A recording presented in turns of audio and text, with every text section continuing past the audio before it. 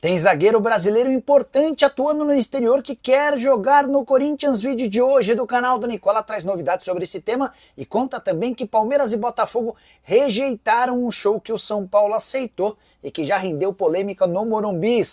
Bora falar também sobre a lesão de Oscar, atualizações sobre Renato Gaúcho, que em sua apresentação no Fluminense admitiu que havia ouvido um pedido de um dirigente de clube grande do Brasil para que esperasse até domingo. Que clube será que é esse?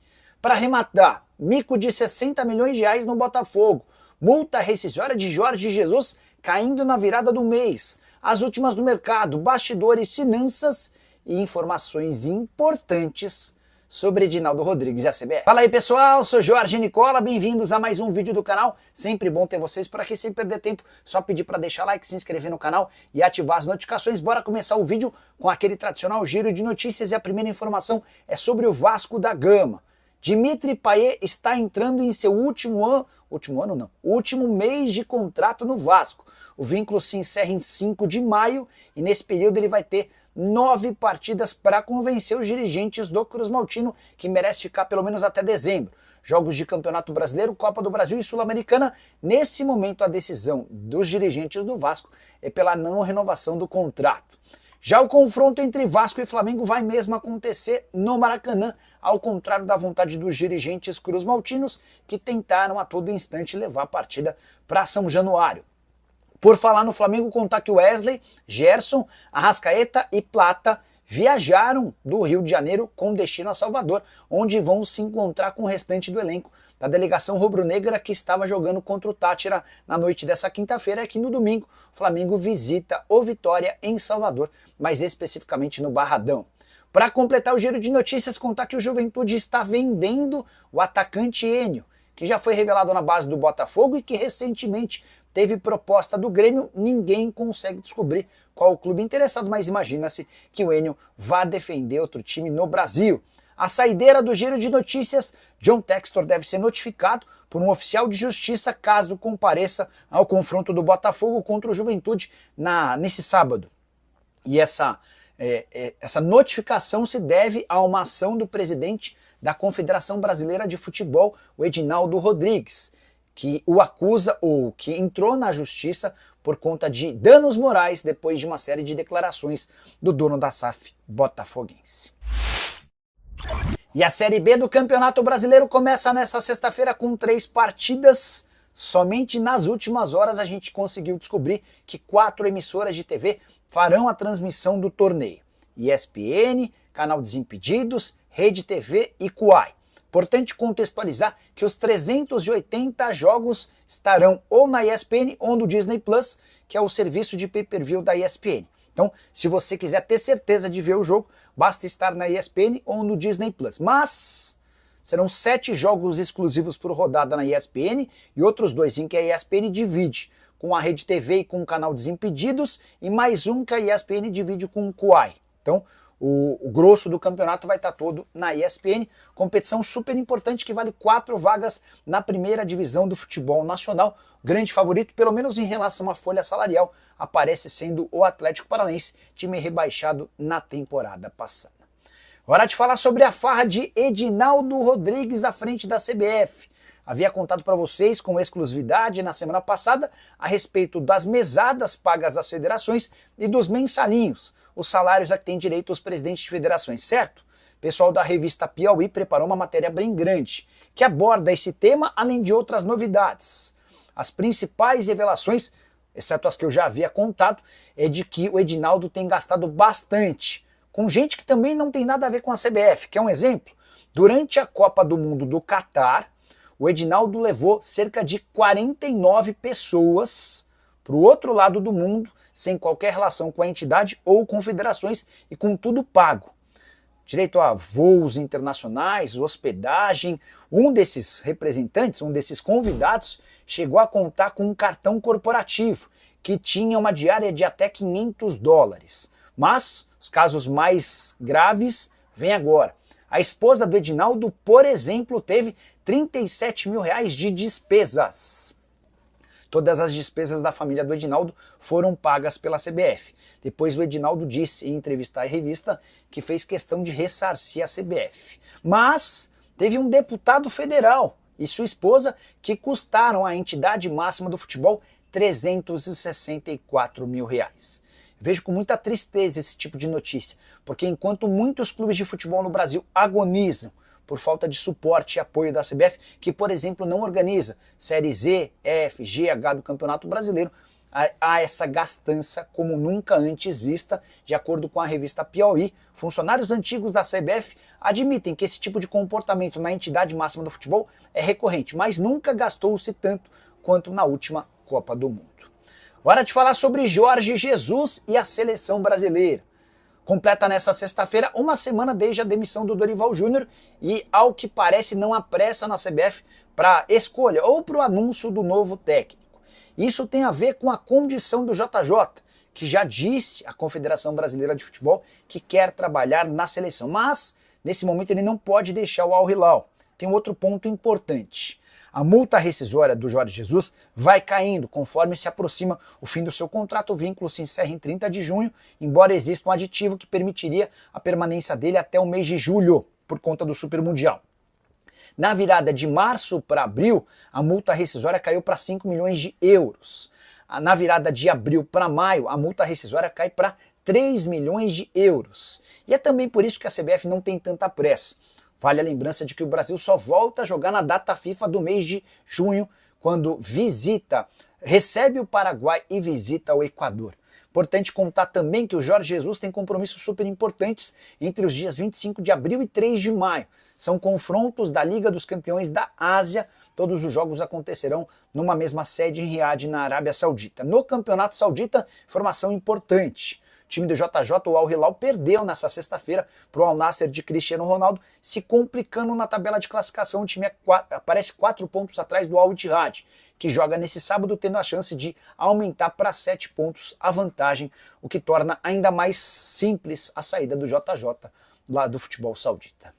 Hora de falar sobre o Botafogo, com um negócio de 60 milhões de reais que está se mostrando bastante equivocado. E olha que os dirigentes do Botafogo têm acertado bastante em contratações, mas no caso do Matheus Martins, atacante de 21 anos de idade, a coisa até agora não funcionou. Ele havia sido comprado na temporada passada da Udinese por 60 milhões. Na temporada passada não conseguiu ser destaque, e nesse ano a coisa piorou de vez, especialmente depois da chegada do Renato Paiva. Recentemente o Botafogo inclusive tentou trocá-lo com o Cauli. Resposta do Bahia foi de que não aceitaria o Matheus Martins como contrapeso.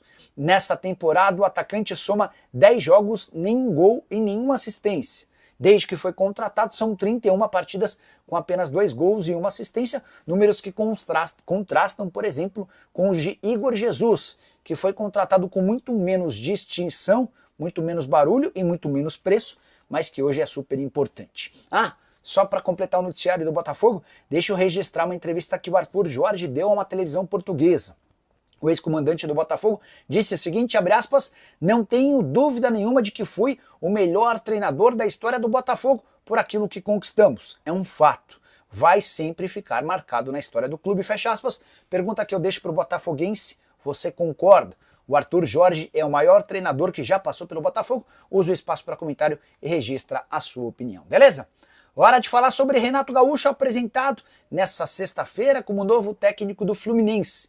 E ele fez uma revelação importante. Admitiu que foi procurado por um clube grande do futebol brasileiro e um dirigente com quem ele conversava pediu que o Renato esperasse até domingo. Mas apareceu o convite do Fluminense e esse clube em stand-by acabou ficando para trás. A declaração do Renato foi a seguinte, abre aspas, tive convite de outros clubes. Uma pessoa inclusive me pediu para não acertar com ninguém, porque domingo poderia me contratar. Mas aceitei o Fluminense porque aqui me sinto em casa. Fecha aspas. A grande pergunta nas redes sociais é qual clube brasileiro seria esse que havia pedido para que o Renato esperasse até domingo. Hoje os técnicos mais ameaçados na Série A são Fábio Carille no Vasco, Pedro Caixinha no Santos, Luiz Ubeldia no São Paulo e Juan Pablo Vojvoda no Fortaleza. Desses 4 times, somente o Vasco joga no sábado. Então se o Renato Gaúcho fez menção ao domingo, dá para imaginar que poderia ser um dos 3 times que jogam no fechamento do fim de semana.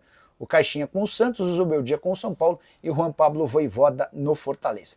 Você tem algum palpite para qual time era esse? Prometo que eu vou tentar descobrir essa história para contar com exclusividade para você. Beleza?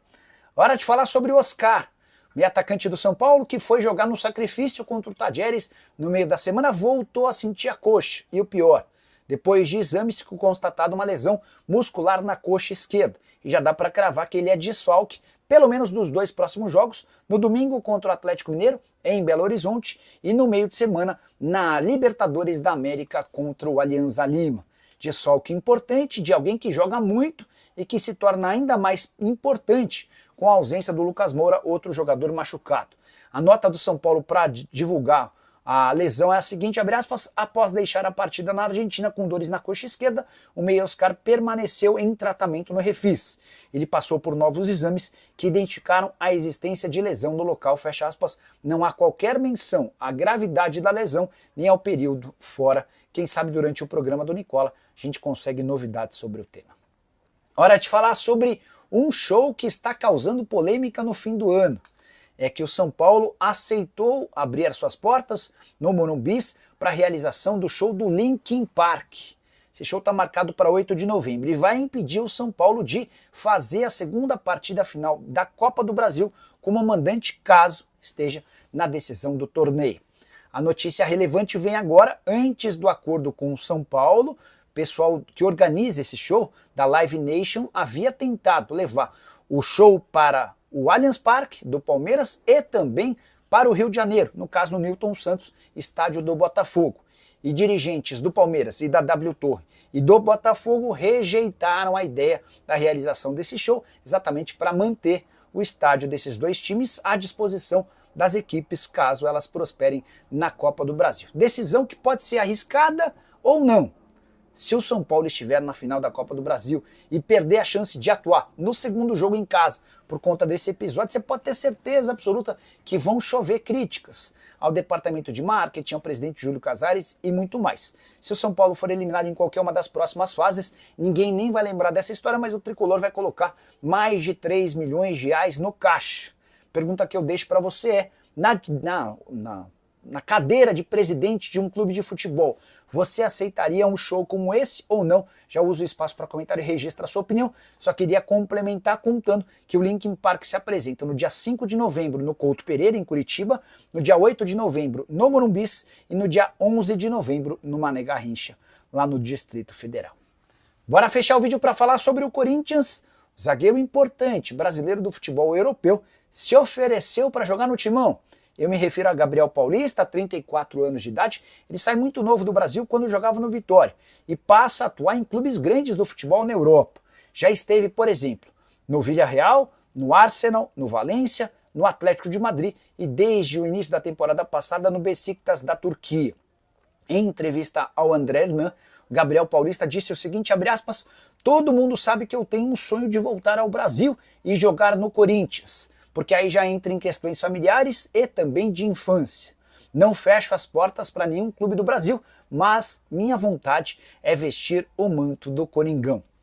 Declaração corajosa, porque ao mesmo tempo em que ele abre portas no Corinthians e mexe certamente com o torcedor, ele fecha portas no Palmeiras, no São Paulo, no Santos, entre outros clubes paulistas. Não acho que, por exemplo, essa declaração o impediria de virar reforço de um time grande do Rio ou do Rio Grande do Sul, mas certamente dificulta uma eventual transferência para rivais paulistas. Corinthians que busca defensores para o segundo semestre, mas que para contratar o Gabriel Paulista precisaria abrir seus cofres.